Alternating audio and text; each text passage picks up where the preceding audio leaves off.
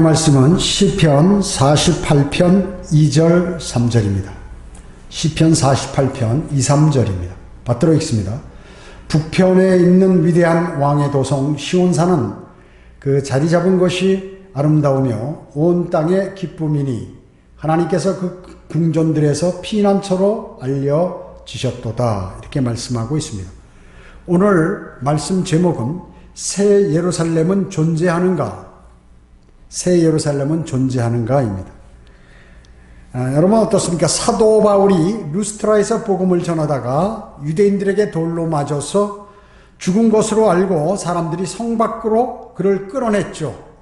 그때 잠시 숨이 멎었어요. 그래서 그의 혼이 셋째 하늘 새 예루살렘에 가서 예수 그리스도를 직접 만난 것이죠. 그래서 사도 바울은 미리 휴거를 맛본 것입니다. 그의 혼이 셋째 하늘 낙원에 끌려 올라갔다고 고린도후서 12장 1절에서 5절에 말씀하고 계십니다. 몸 안에 있었는지 몸 밖에 있었는지 알 수는 없다고 반복하면서 이렇게 표현을 하죠.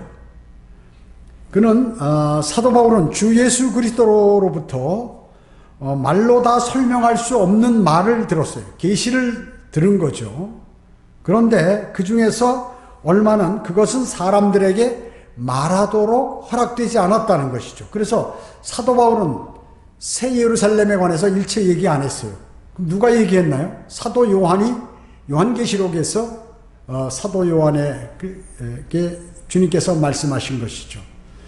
이미 사도 바울은 새 예루살렘에 가서 거기 형태와 그때 상황 너무나 아름다운 것이고 좋은 곳이라는 것을 알고 있어요. 그렇지만 예수님께서 이 꽉 다물고 있어라. 나 요한에게 그것은 얘기해 줄 테니까.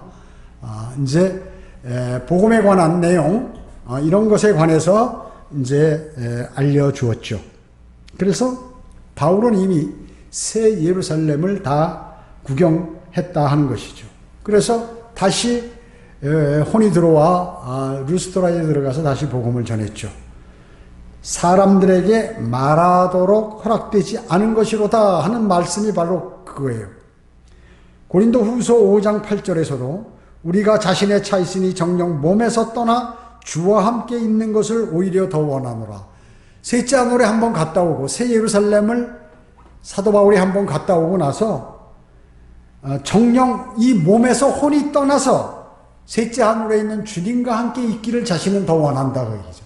너무나 좋은 거예요. 너무나 아름답고 너무나 휘황찬란하고 좋은 곳이기 때문에 그는 그랬습니다. 그뿐만 아니에요. 빌립보서 1장 23절 24절에서도 내가 그 둘 사이에 끼어 있으니 내가 떠나서 그리스도와 함께 있을 욕망을 갖는 그것이 훨씬 좋으나 육신에 남아있는 것이 너희를 위하여 더욱 필요하리라. 셋째 하늘 새 예루살렘에 간 적이 있었는데 사도 바울은 다시 돌아오고 싶지 않았어요. 사실은. 그러나 열매 맺기 위해서 현재 내가 육신에 남아있다고 이렇게 얘기하고 있는 것입니다. 바로 그것이 바로 새 예루살렘인 것입니다. 다니엘이 어떻습니까? 다니엘이 예루살렘을 향해 하루 창문을 열어놓고 하루에 3번 무릎 꿇고 기도한 것 같이 그리스도인도 항상 새 예루살렘을 향하여 열려 있어야 한다는 것이죠. 여러분의 마음은 새 예루살렘을 향하여 다니엘과 같이 열려 있어야 됩니다. 골로새서 3장 2절에 그래서 위에 있는 것들에 너희의 마음을 두라. 위에 있는 것들에 너희의 마음을 두라고 이렇게 말씀하고 계시는 것입니다. 그러면 첫째로 새 예루살렘의 성경상의 표현은 어떠한가? 그리스도인은 어느 날 갑자기 주님께서 공중에서 우리를 부르실 것입니다. 이제 그날이 거의 다가온 것은 사실이에요. 휴거되겠죠? 들림받습니다. 그러면 그리스도의 심판석에 바로 서서 멸류관을 받게 되죠. 그리고 이제 어린 양의 혼인식에 참여합니다. 그래서 끝나고 나면 그때 그리스도의 심판석과 어린 양의 혼인식이 그리스도인에게 공중에서 행해지고 있을 때 이 땅에는 7년 대환란이 있다 그 얘기죠. 대환란이 끝날 무렵 주님과 함께 흰말을 타고 이 땅에 내려오게 됩니다. 그래서 아마겟돈으로 내려오면서 유행군들을 다 물리치고 그 다음에 천년왕국을 주님께서 이제 건설하시죠. 그리고 나서 천년을 통치한 다음에 그리스도인과 함께 우주를 불태워 버립니다. 우주를 불태워 버리시는 것이에요. 그리고 허공에서, 즉 공중에서 큰 백보자 심판이 이루어지죠. 그래서 여러분은 그 백보자 심판에 주님이 심판하시는데 참여하는 것입니다. 그리고 나서 새하늘과 새 땅을 창조하시고 현재 하늘에 준비되어 있는 새 예루살렘은 하나님으로부터, 하늘의 하나님으로부터 이제 내려오게 되는 것이죠. 요한계시록 21장 2절에 보면 나 요한은 거룩한 도성 새 예루살렘이 하나님께로부터 하늘에서 내려오는 것을 보았는데 마치 신부가 자기 남편을 위하여 단장한 것 같이 예배되었더라. 신부가 자기 남편을 위하여 단장한 것 같이 잘 준비가 되었다 그 얘기죠. 자, 이 새 예루살렘은 예수 그리스도를 위하여 예비된 그러한 도성인 것입니다. 아주 아름답죠. 거룩한 도성 새 예루살렘이라고 합니다. 요한계시록 21장 9절은 새 예루살렘을 어린 양의 아내라고 이렇게 얘기합니다. 어린 양의 아내. 새 예루살렘 자체가 어린 양의 아내라고 얘기죠. 즉 어린 양인 예수 그리스도께서는 교회와 혼인하셨죠. 교회와 혼인하셨습니다.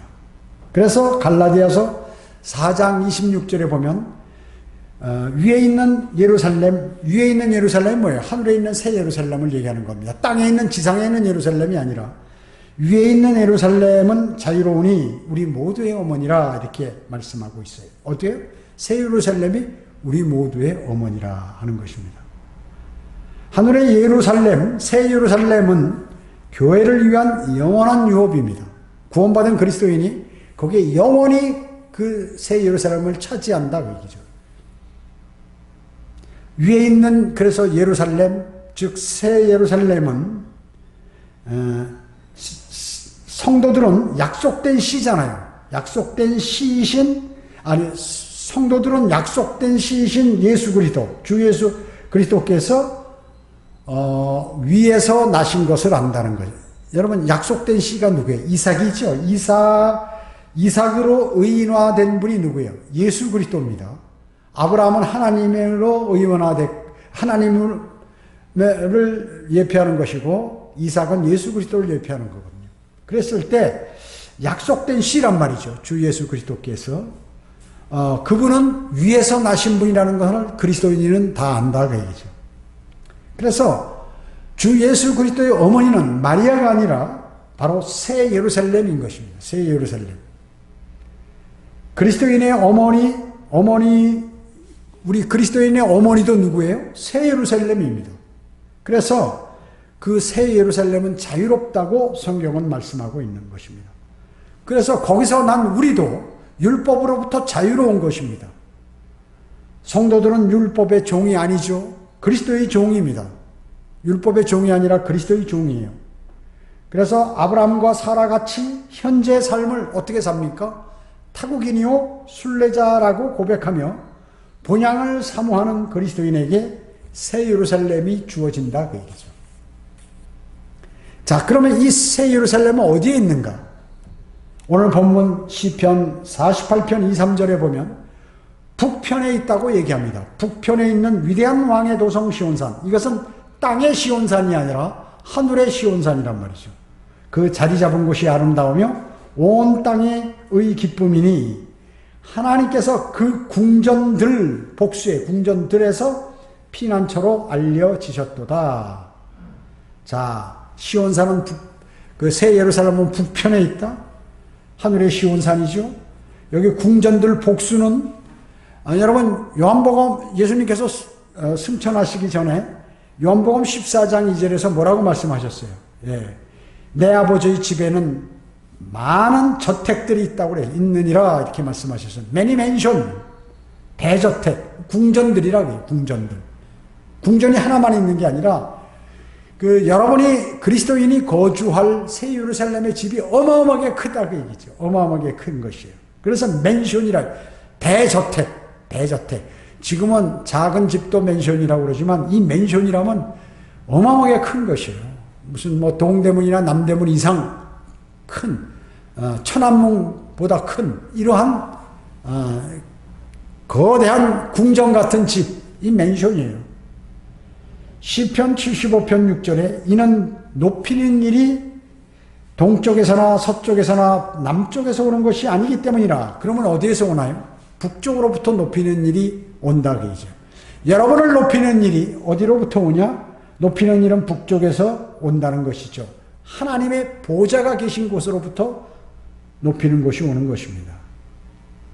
새 예루살렘은 여러분 나침판의 진북, 북쪽의 그 침이 가리키는 그 방향이 바로 진북인데 그 방향에 셋째 하늘, 즉 새 예루살렘이 존재한다는 것입니다.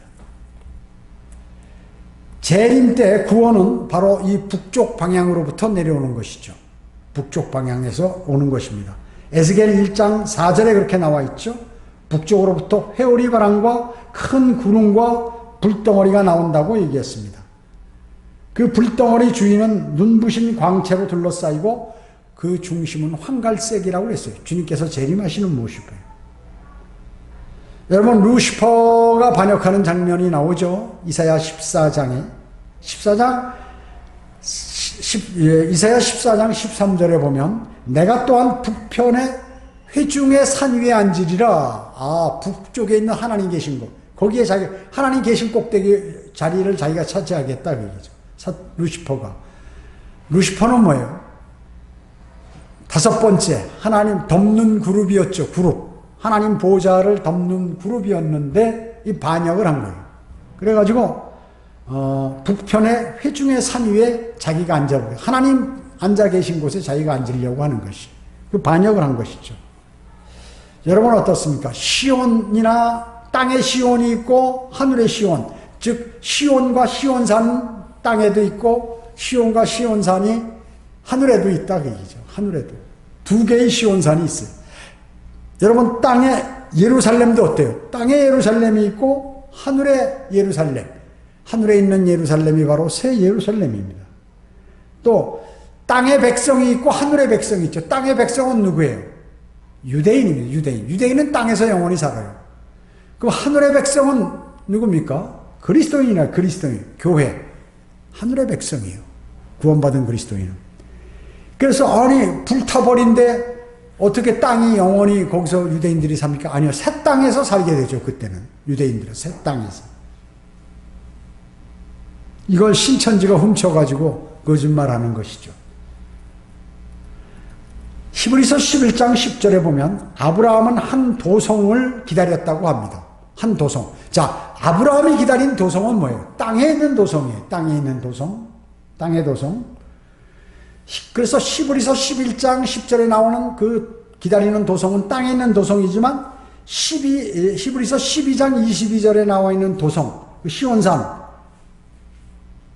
히브리서 12장 22절에 보면 그러나 너희는 시온산과 살아계신 하나님의 도성인 하늘의 예루살렘과 무수한 천사들과 하는 이 하늘의 하나님의 도성, 하늘의 예루살렘. 이 새 예루살렘은 뭐냐? 이건 새 예루살렘이라고 얘기죠. 하늘의 예루살렘은 새 예루살렘이다. 왜냐하면 히브리서 12장 22절은 환난 성도들이 휴거되면 잠시 거기 하늘의 새 예루살렘에 오기 때문에 그런 것입니다. 하늘의 예루살렘에 가게 된다. 환난 성도들도 잠시. 그래서 히브리서는 어려운 성경이죠. 거기에 해당되는 교회와 시대와 환난 시대의 과도기적인 책이 환난 교리도 있고 교회 시대 교리도 있는 어려운 책이에요.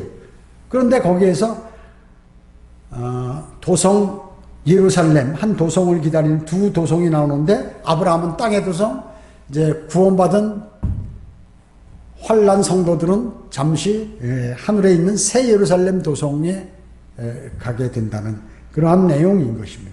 그래서 잘 공부해야 돼요. 다 같은 걸로 알면 큰일 나는 거죠. 같은 히브리서라고. 또 요한계시록 14장 1절에 보면 14만 4천 명이 나옵니다. 이 유대인 환난 성도 유대인들이죠. 들림받아서 이 사람들이 요한계시록 14장 1절에 보면 이들이 하늘나라에 와 있어요. 새 예루살렘. 하늘나라 시온산에 와 있는 것을 볼 수 있어요. 물론 요한계시록 7장에는 14만 4천 명이 땅에 있는 장면이 나오죠. 이마에 인장으로 표시를 받습니다. 그 사람들. 그래서 명확하게 이 14만 4천 명은 대환란 때 들림받는 환란 성도 유대인을 얘기하는 거거든요. 그래서 정확하게 성경은 이스라엘 자손의 12지파 사람들이라고 나옵니다. 각 지파에서 12,000명씩 12지파 14만 4천 명이. 여호와의 증인은 자기라고 그러고 신천지도 자기들이라고 그러고 그런데 천만에 유대인들이라. 그래서 그 사람들을 헛다리 짚는다고 제가 얘기하는 것이. 모두가 지옥 가는 것이. 구원받지 못하고. 지금 이 교회 시대에 환란에 관한 교리로 구원받는 것으로 이렇게 착각하고 있기 때문에 그들은 어떻게 해요? 저주를 받아서 불과 유황이 타는 곳에 가게 되는 것입니다. 다른 복음을 전하고 믿었기 때문에 불과 유황이 타는 지옥으로 던져져 버리게 되는 것입니다. 자, 이와 같이 요한계시록에다 보면 14만 4천 명 유대인 12지파 사람들이 요한계시록 7장에는 땅에 있다가 요한계시록 14장에는 하늘의 시온산에 가 있다고 해요. 들림받아가지고. 이거를 다 같은 걸로 보면 안 된다는 것이죠. 두 번째, 새 예루살렘의 크기입니다. 계시록 21장 16절에 보면 그 도성은 네모가 반듯하며 길이와 너비가 같더라. 그러므로 그가 갈대로 도성을 측량하니 12,000 스타디온이요 길이와 너비와 높이가 같더라. 자, 가로, 세로, 길이, 넓이, 높이 모두가 다 같은 규격이라 그 얘기죠. 얼마? 12,000 스타디온. 자, 1스타디온이 200m거든요. 그러면 5스타디온이 1km예요. 그러니까 12,000 스타디온이라고 하면 2,400km예요. 가로, 세로, 높이 2,400km. 그래서 2,400km 곱하기 2,400km는 576만 제곱킬로미터라고 해요. 576만 제곱킬로미터 넓이가 바닥 면적으로 했을 때 그렇게 된다고 얘기죠. 그러면 미국 땅 넓이가 얼마냐 하면 983만 4천 제곱킬로미터예요. 그러니까 이 미국 현재 땅의 58.6%야. 대략 60%. 미국 현재 땅의 60% 크기가 새 예루살렘의 평면 넓이라고 얘기죠. 높이까지, 높이도 또 2,400km가 되니까 하여튼 평면만 미국 땅의 한 60% 정도. 자, 그러면 우리나라 땅 넓이는 얼마예요? 남한만 10만 410제곱킬로미터. 10만 410제곱킬로미터. 그러면 이 새 예루살렘은 말이죠. 우리 남한의 57배나 57.4배나 된다. 약 57.4배. 크기가 어마어마하게 크잖아요. 우리 남한 땅의 57.4배나 되기 엄청 큰 겁니다. 새 예루살렘이. 그래서 많은 성경학자들이나 목사들이 천년왕국 성전과 혼돈하는 거예요. 여러분, 천년왕국에는 성전이 있죠. 이 새 예루살렘 도성에는 성전이 없어요. 왜냐하면 하나님과 어린 양 예수 그리스도께서 성전이시기 때문에 성전이 없어요. 새 예루살렘은 도성만 있는 것이지. 그래서 에스겔 48장 35절에 보면 그 사면의 규격이 18,000이며 그날로부터 그 성읍의 이름이 주께서 거기 계시다가 될 것이라. 자, 천년왕국 때 예루살렘의 다윗의 보좌에 주님이 앉으셔서 천년을 통치하시는데 거기가 천년왕국 성전 자리죠. 그래서 천년간 주님께서 거기 계신다고 얘기죠. 그래서 이 강면이 4,500리드예요. 넓이와 길이가 각각 4,500리드라고 얘기죠. 1리드는 약 3.2m라고 하는데 그렇게 쓸 경우에는 4,500리드는 14.4km 정도 된단 말이죠. 그래서 넓이를 따지면 14.4km 곱하기 14.4km는 207.36제곱킬로미터, 약 207제곱킬로미터예요. 약 207제곱킬로미터. 그러니까 천년왕국 성전하고 새 예루살렘은 어마어마하게 차이 나는 거죠. 어마어마하게 차이 나는 거예요. 물론 사람마다 조금씩 계산 방법이 틀려요, 이게. 그렇기 때문에 너그만 목사님이 이제 이렇게 계산한 건데 뭐 약간씩 좀 너그만 목사님 틀리게 했는 여러 군데서 약간 차이 나게 했지만 아무튼 확실한 것은 새 예루살렘은 뭐 우리나라의 한 57배 정도 되고 미국의 한 60% 정도 된다. 크기가 대단히 큰 거죠.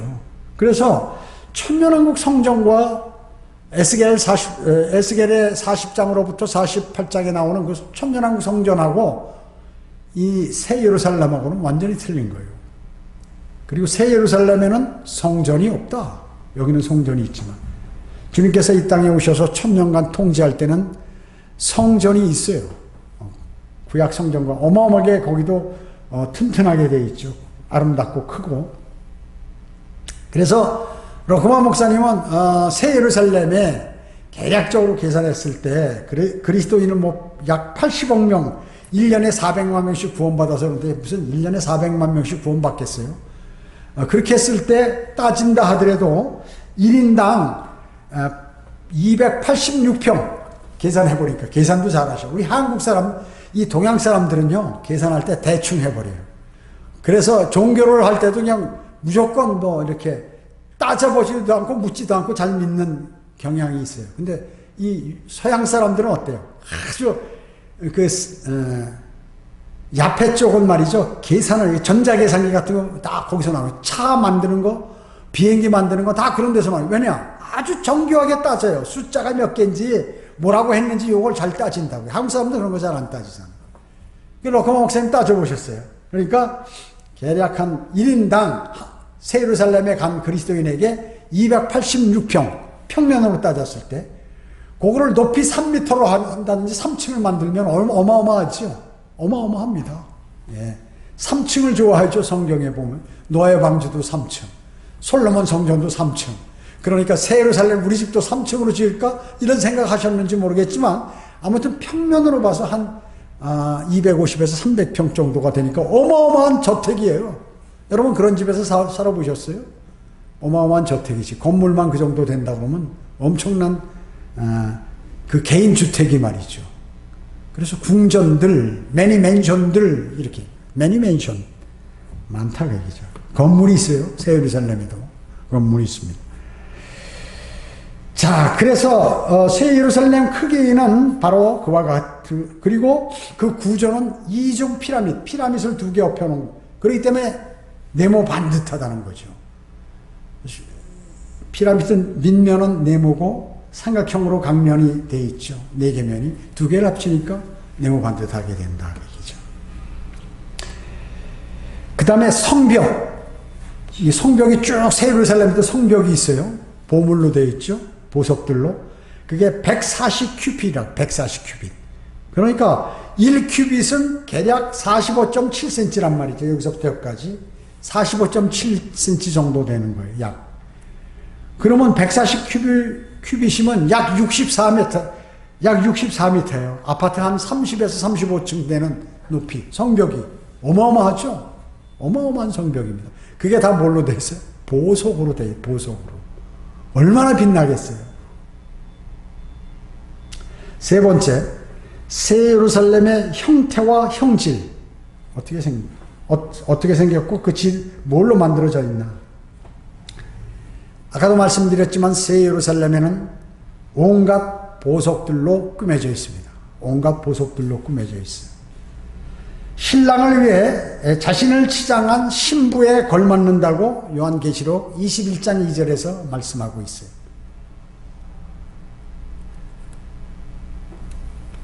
에스겔 40장으로부터 45장까지는 천년왕국 때 회복되는 땅의 예루살렘에 관해서 말씀하고 계시죠. 아까도 말씀드렸지만 성전이 있다. 그러나 새 예루살렘에는 성전이 없다. 왜요? 전능하신 주 하나님과 그 어린 양이 그곳의 성전이기 때문이라고 요한계시록 21장 22절에서 말씀하고 계시는 것이에요. 그 도성은 말이죠. 광채가 가장 귀한 보석 같고 벽옥 같으며 수정같이 맑다고 요한계시록 21장 11절에서 말씀하고 있습니다. 여러분 수정 보면 어때요? 바짝바짝 수정 같은데 그 수정이 땅에 있는 수정이 아니라 벽옥은 이집트와 사우디에서 나오는 시베리에서 나오는 그런 다이아몬드예요. 다이아몬드.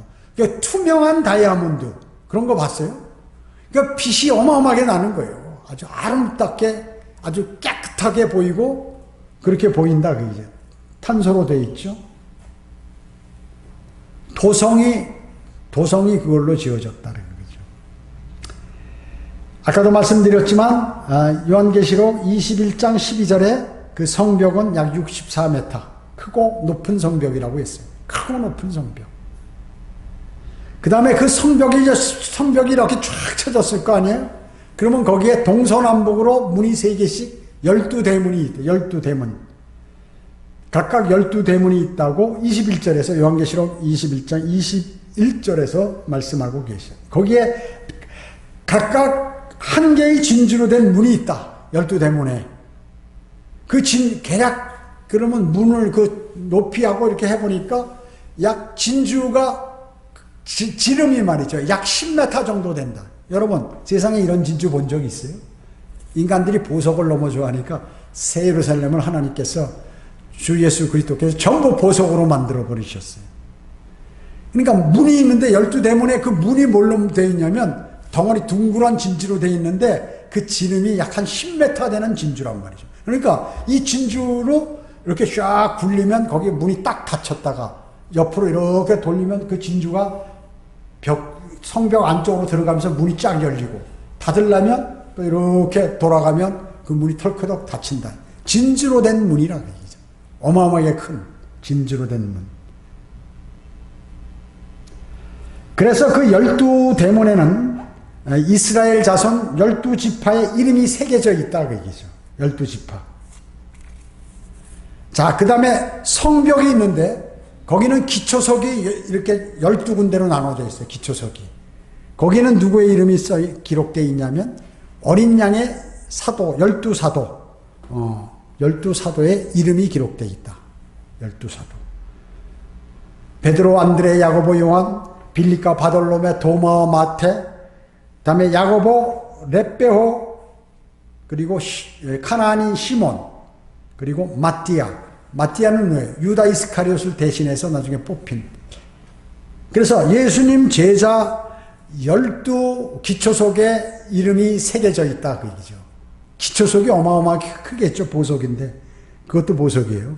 거기에 이름이 다 새겨져 있다. 직경이 뭐 몇 메타 되는 그 기초겠죠. 그래가지고 이 신천지에서 신사도 해가지고 이거 지금 새 예루살렘에 있는 뭐 베드로 지파, 안드레 지파, 뭐 야고보 지파, 요한 지파, 바돌로메 지파, 마띠아 지파 뭐 이런 식으로 예수님 제자 이름으로 지파를 새롭게 자기 딴에는 머리 써서 새 예루살렘에 들어갈 14만 4천 명을 그렇게 만든 거예요. 그래서 12지파에서 12,000명씩 14만 4천 명 갖다 붙이는 거죠. 전부 성경을. 모든 이단들은 이렇게 해석을 합니다. 자의적인 해석. 요한계시록 21장 18절에 성곽은 벽옥이라 했습니다. 다이아몬드. 그 다음에 도성은 순금으로 맑은 유리 같았어요. 자, 지금 우리가 금을 보면 투명하지가 않잖아요. 근데 이제 거기는 맑은 금으로 돼 있다. 인간이 금을 너무 좋아, 금덩어리 너무 좋아하니까 아주 도성과 집을 금으로 다 만들어 버렸어요.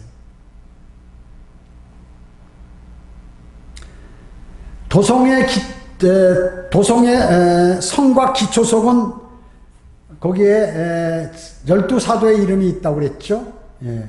구약시대 제사장이 이 가슴에 차는 흉배 있죠.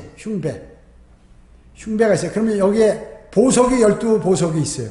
여기 4개씩 3줄로 해가지고 쫙 해서 12보석이 있는데 이건 각 지파를 의미하는 보석. 그런데 이 보석이 지금 여기에도 성곽 기초석에도 이런 보석으로 되어 있다 그 얘기죠.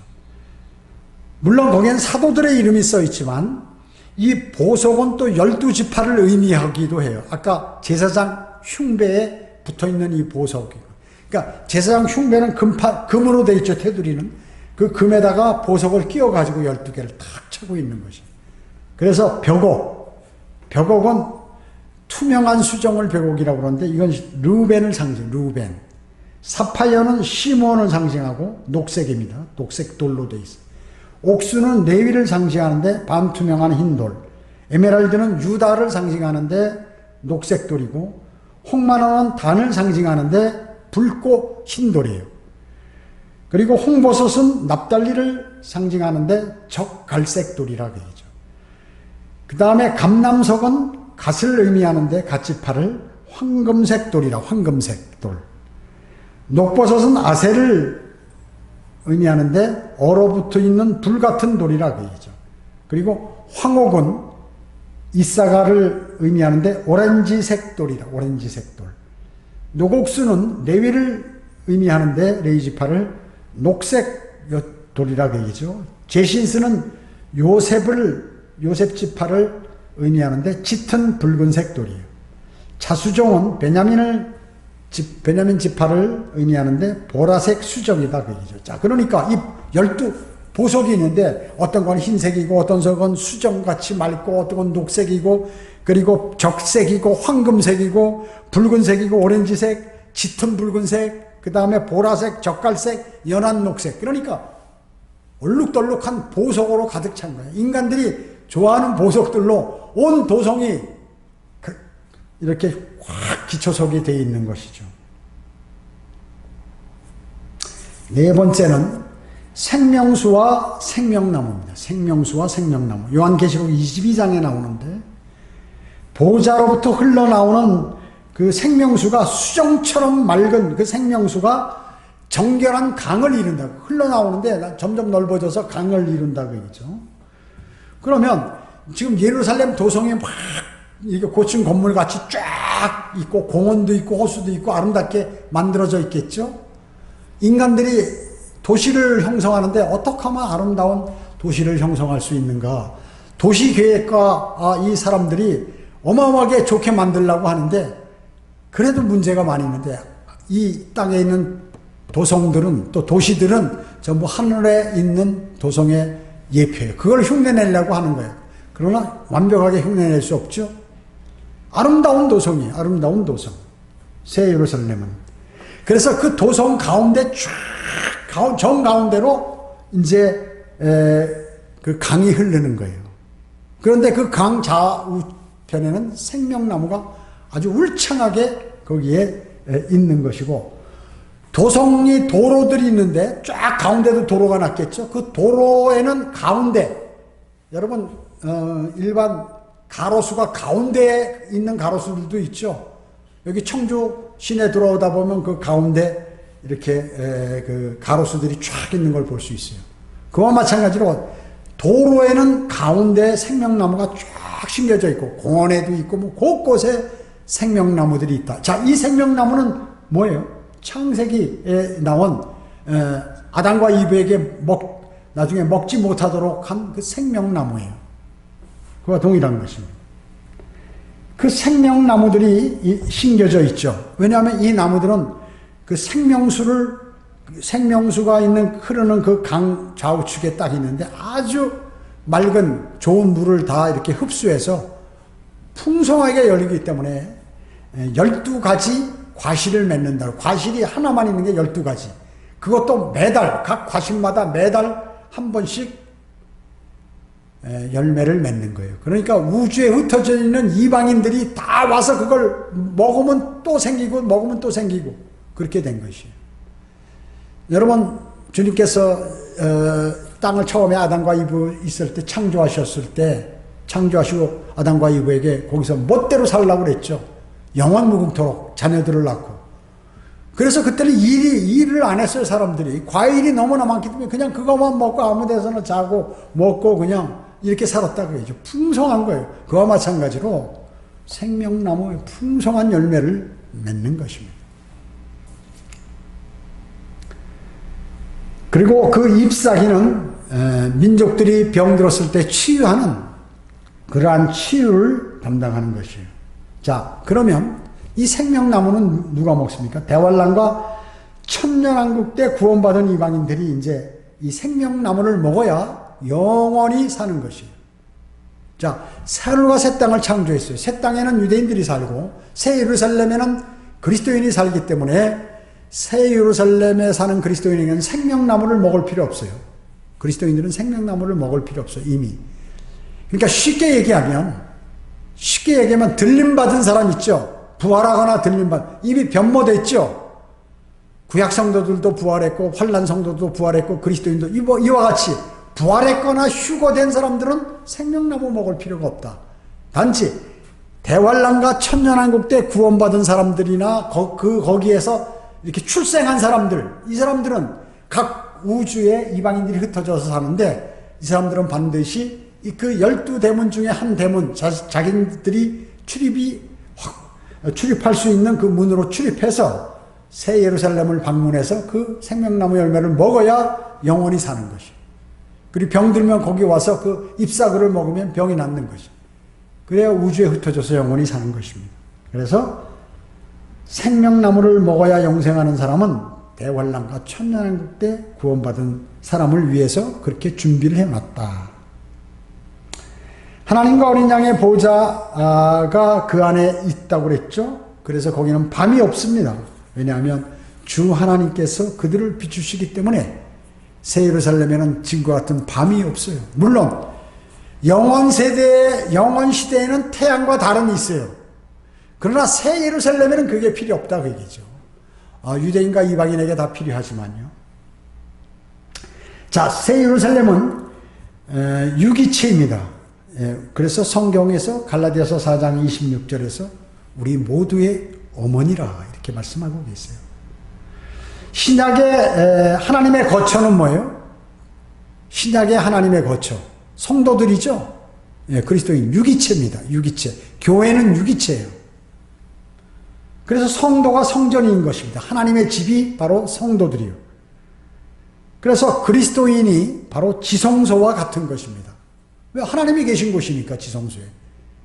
여러분이 지성소와 같은 것이에요. 그래서 그러면 새 예루살렘에 뭐예요? 주 하나님이 계신 곳이 새 예루살렘이거든요. 여러분 어떻습니까? 구약의 하나님의 거처는 무기물에 계셨어요. 건물에. 즉 성막이나 장막이나 성전에 계셨다 그 얘기죠. 그러나 새 예루살렘은 하나님 안에 있는 성도들과 성도들 안에 계신 하나님을 계시하는 것이에요. 이 새 예루살렘은. 여러분 하나님께서 우리 안에 계시잖아요. 우리가 그분 안에 계시잖아요. 그분 안에 있잖아요. 그렇기 때문에 새 예루살렘은 바로 이런 유기체라고 얘기해요. 새 예루살렘은 하나님의 아들들로 구성된 머릿돌이라는 것이죠. 그래서 주 예수 그리스도께서 영원토록 온 우주의 왕이 되시는 것입니다. 온 우주의 왕이. 자, 새롭게 창조된 지구가 이제 그 새롭게 창조된 지구는 뭐예요? 유대인들이 살겠죠. 근데 사실 그것이 온 우주의 수도가 되는데 그럼 새 예루살렘은 어떻게 해요? 그 지구하고 이렇게 붙어 있거나 때로는 또 이렇게 필요하면 지구를 한 바퀴 도는 위성과 같이 되어 있는 거예요. 새 예루살렘은. 그러니까 새 땅과 새 예루살렘은 별도인데 연결도 될 수 있도록 이렇게 딱 앉아가지고 그렇게 되어 있는 것이 머물러 있다. 새 예루살렘은 새 땅에 이렇게 머물러 있을 수 있다 하는 것입니다. 그래서 새 예루살렘에는 더 이상의 저주가 없는 것이에요. 더 이상의 저주가 없습니다. 자, 여러분 어때요? 천년왕국 때는 저주가 있었죠. 병들기도 하고 죄를 지으면 지옥에도 가고 천년왕국의 지옥은 지상에 있죠. 지하와 연결돼서. 그래서 산채로 던져버려요. 불 속에다.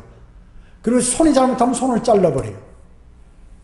천년왕국 헌법은 아주 엄하기 때문에 율법보다도. 왜 그러냐 하면 예수 그리스도께서 사탄을 끝없이 깊은 구렁에 가둬버리기 때문에 그 사탄의 마귀의 유혹이 없다 그 얘기죠. 유혹이 없어요. 그렇기 때문에 그래도 인간은 죄를 짓는 거예요. 천년왕국 때는. 그래서 마지막 이 천년왕국이 끝날 무렵에 어떻게 예수 그리스도께서 사탄을 이렇게 해방시켜 주니까, 끝없이 깊은 구렁에서 풀어주니까 또 이제 민족들을 규합해가지고 예루살렘을 또 공격하는 거예요. 그러나 하늘로부터 불이 내려와서 하루 만에 다 전부 불타 없어져 버리는 것이죠. 이와 같이 천년왕국은 이제 창조 때와 같이 됐지만 완전히 죄라든지 뭐 이런 것들이, 저주라든지 이것이 다 해결되지는 않았던 거예요. 저주가 남아있어요. 그러나 새 예루살렘에서는 이 저주가 완전히 풀렸어요. 더 이상 눈물도 없어요. 근심과 걱정, 어려움도 없어요. 그래서 모든 저주가 완벽하게 풀린 곳이 새 예루살렘이다. 그리스도인은 그래서 늘 하늘 새 예루살렘을 바라보며 이 세상을 살아가는 타국인이요 순례자의 삶을 살고 있는 것입니다. 성경은 주 예수 그리스도의 영원한 통치로 끝나게 되죠. 예수 그리스도께서 영원히 통치하시는 것이에요. 이것이 바로 성경의 주제인 것입니다. 주제인 것이에요. 자, 조금 있으면 주님이 이 땅에 오시죠. 그러면 이제 성경의 그 많은 예언들, 그 예언들은 100% 성취되어 갑니다. 이제 지금 하나님의 시계는 잠시 멈춰 있지만 주님께서 재림하시면 또 그리스도인들을 부르시면 그때부터는 이제 아주 급속도로 시간이 빨리 지나가는 거죠. 이 땅에 오셔서 성경에 예언하신 모든 말씀들, 그걸 하나하나 수행하시고, 천년을 이 땅에 통치하시고, 그 다음에 우주를 불살라버리시고, 큰 백보자 심판에서 모든 구원받지 못한 사람들과 사탄들, 이런 사람들을 심판하시고, 영원토록 아주 확실하게 최종적으로 심판하시고, 그리고 새하늘과 새 땅을 창조하셔서 새 땅에는 유대인들이 거주하도록 하고, 그리고 새하늘에는 이방인들이, 곧 별에는 전부 거주하며, 새 예루살렘, 현재 만들어 있는 아름다운 도성 새 예루살렘에는 구원받은 그리스도인들이 그 안에서 영원 무궁토록 살면서 주님을 찬양하고 주님의 위대하심을 노래하고, 그리고 아름다운 곳에서 고통도 괴로움도 슬픔도 없는 곳에서 사는 것이죠. 여러분, 만약에 이 세상 그리스도인이 이 세상의 삶으로 끝이라면 말이죠, 참 그리스도인처럼 비참한 사람이 없을 것이. 자신의 육신이 십자가에 못 박혀 있으므로 여러 가지 불리한 것들도 참아내고 감수하고, 복음과 진리를 전파하면서 많은 수모도 당하고, 자신의 육신적인 욕망을 자제하면서 이 땅을 살았는데, 만약에 그걸로 끝이라 하면 구원이고 뭐고 다 필요 없어요. 주님은 그런 분이 아니에요. 주님의 사람들을 영원히 대우하시는 것이에요. 어마어마한 대우를 하시는 것이에요. 셋째 하늘의 거처를 마련해, 새 예루살렘 도성에 우리의 거처를 마련해 주시고, 그것은 이 세상에, 그것은 눈으로 보거나 말로 형용할 수 없는 그러한 것이에요. 사도 바울이 거기 갔다 왔어. 그는 다시 이 땅에 내려오고 싶지 않았어요. 돌아가고 싶지 않았어요. 아마 주님께서 내쫓을 거예요. 천사들을 통해서. 나 더 이상 가기 싫습니다. 여기서 그냥 살래요. 아니야, 너 할 일이 있어. 내려가라. 그래서 그가 그랬잖아요. 나는 내 마음은 빨리 글로 가고 싶다고. 근데 내 할 일이 있다고 주님께서 명령하신. 나 거기 다 보고 왔지만 주님께서 너는 말하지 말라라고 해서 나 지금 입 다물고 있는 거다. 그래가지고 나중에 사도 요한을 통하여 그 후에 요한계시록을 기록하도록 해서 새 예루살렘을 이렇게 다 알리시고, 어린 양의 혼인식부터 또 천년왕국에 일어나는 모든 일부터 다 이렇게 다 알 수 있도록 그렇게 만들어 놓으셨습니다. 주님은 위대하십니다. 주님은, 하나님의 사람들은 하나님의 약속을 다 믿어요. 그리고 그대로 시행하는 사람이 하나님의 사람. 사도 바울 보고 너 이 새 예루살렘에 관해서는 얘기하지 마라 하면 일체 입 다물고 있잖아요. 그리고 내가 널 반드시 네 자리가 여기다, 너희 집이. 널 반드시 부른다. 그 철석같이 믿었어요. 그는 겁이 없는 사람이었습니다. 주 예수 그리스도를 위해서는 자기 목숨을 버린 사람이었어요. 왜 그랬을까요? 물론 주님을 사랑하고 믿음이 있었지만 특히나 이 새 예루살렘을 다 구경하고 왔던 것이. 그리고 주님으로부터 많은 계시를 받았어요. 그래서 주님의 위대하심과 앞으로 주님의 계획이라는 것들을 사도 바울은 다 알고 있었습니다. 그러나 사도 바울이 전파하는 그것을 주님께서 한계를 정해 주셨기 때문에 그런 것입니다. 그 외에 사도 요한을 통하여 우리에게 오늘 이러한 말씀들을 다 알게 해 주셨습니다.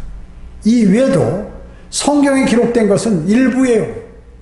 우리가 뭐 더 할 필요는 없지만 어마어마한 것들이 여러분을 위해서 준비되어 있는 것입니다.